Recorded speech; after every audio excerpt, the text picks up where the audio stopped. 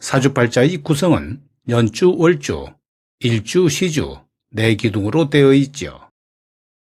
이 중에서 시주는 우리 인생의 마지막 구간, 그러니까 50대 후반부터 생을 마감할 때까지의 운을 담당하는 자리인데요. 젊을 때는 월주와 일주의 영향이 크지만 나이가 들수록 시주의 힘이 점점 강해지는 겁니다. 많은 분들이 착각하는 게 있죠. 사주는 타고난 운명이니까 바꿀 수 없다고 생각합니다. 명리학에서는 오히려 시주야말로 우리가 어떻게 살아왔느냐에 따라 결과가 달라지는 자리라고 봅니다. 젊어서 쌓은 덕과의 관계, 그리고 건강관리가 모두 시주에서 결과로 나타나는 거지요. 그래서 미리 알고 준비하는 것이 중요합니다. 오늘은 특히 조심해야 할 5가지 시주 구조를 살펴보겠습니다.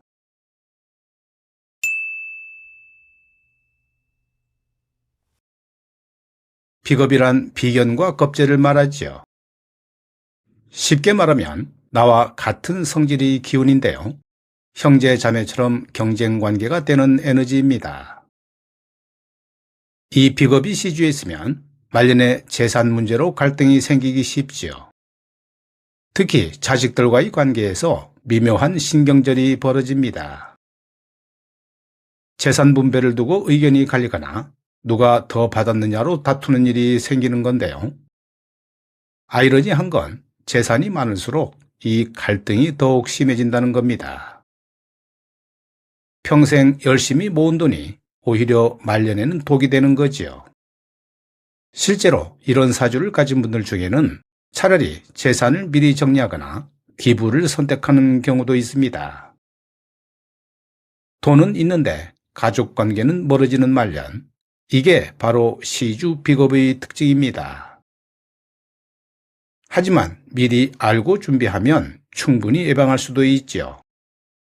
재산 분배를 명확히 하고 자식들과의 소통을 늘리는 것만으로도 많이 달라집니다.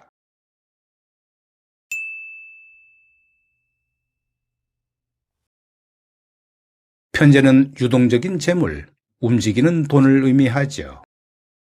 편재가 시주에 있으면 말년까지 계속 돈이 들어오고 나가는 구조가 됩니다. 겉으로 보면 경제적으로 여유가 있어 보이지만 실상은 그렇지 않은데요. 자식 사업에 종잣돈 대주거나 손주들 뒷바라지를 하거나 이런저런 금전적 도움 요청이 끊이지 않는 겁니다. 돈이 있으니까 요청도 많고 거절하기도 애매한 상황이 반복되는데요. 그러다 보면 정작 본인은 쉴 틈이 없는 겁니다. 시주 편재를 가진 분들이 자주 하는 말이 있죠. 이제 좀 쉬고 싶은데 쉴 수가 없네요. 몸은 피곤한데 마음은 불안하고 가만히 있으면 뭔가 잘못되는 것 같은 느낌이 드는 거지요. 이런 사주는 일찍부터 취미생활이나 봉사활동 같은 다른 즐거움을 찾는 게 중요한데요.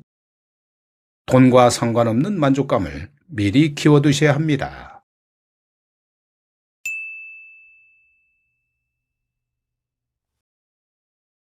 상관은 일간이 낳은 자식 같은 기운인데 관성을 극하는 성질이 있지요. 쉽게 말하면 규칙이나 틀을 싫어하고 자기 방식대로 하려는 에너지이지요. 이게 시주에 있으면 말년에 인간관계가 어려워집니다. 자식들과 대화가 안 통하는 경우도 있죠. 내 생각은 이런데 자식들은 전혀 다르게 생각하고 배우자와도 점점 말이 줄어듭니다. 혼자 있는 시간이 길어지고 사람 만나는 게 귀찮아지는 거지요. 더 심각한 건 건강 문제인데요. 상관은 관성을 치기 때문에 병원이나 약, 치료 같은 것들과 인연이 깊어집니다. 만성질환이 생기거나 정기적으로 병원에 다녀야 하는 상황이 올 수도 있고 법적인 문제나 민원 같은 일에도 휘말리기 쉽습니다. 이런 사주는 젊을 때부터 건강관리를 철저히 하고 주변 사람들과의 관계를 멀리하지 않는 게 중요합니다.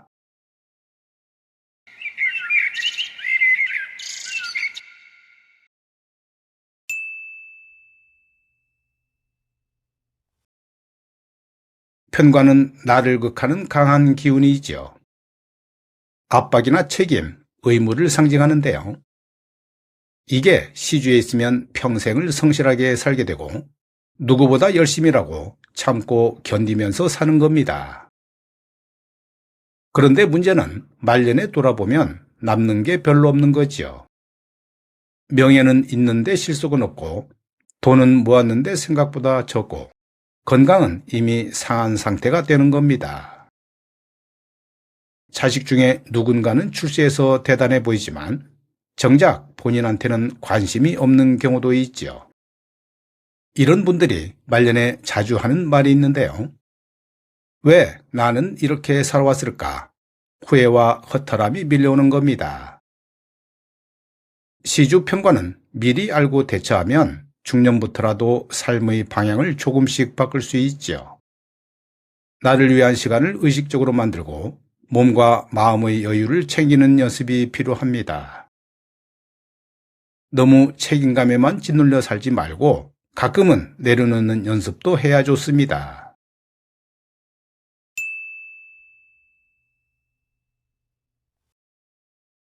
가장 조용하고 가장 외로운 말년을 맞는 사주가 바로 시주 편인이죠. 편인은 나를 낳아주는 기운이긴 한데 저인과는 달리 비정상적이고 편향된 형태의 에너지입니다.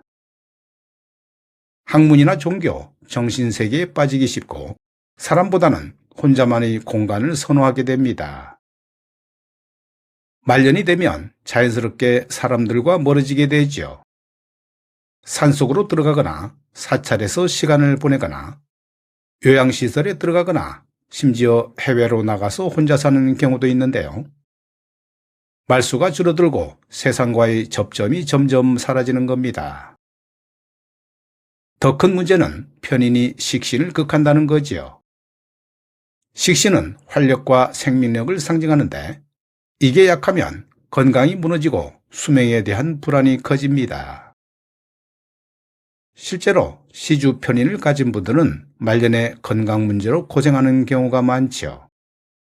이런 사주는 젊을 때부터 사회적 관계를 꾸준히 유지하고 취미 활동이나 봉사처럼 사람과 연결되는 일을 계속하는 게 정말 중요합니다.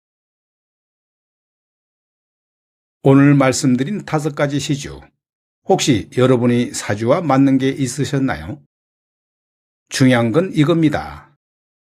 탑5에 들어간다고 해서 반드시 불행한 말년을 보내는 건 아닙니다. 사주 명리는 경고이지 형벌이 아니니까 말이지요. 오히려 미리 알고 준비하는 사람이 더 편안한 노후를 맞이합니다.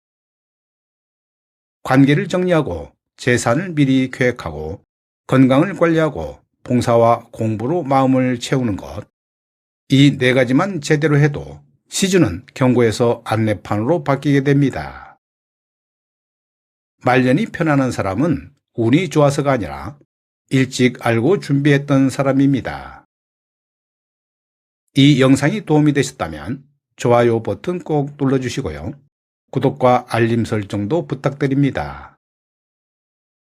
댓글로 여러분의 시주 고민도 나눠주십시오. 감사합니다.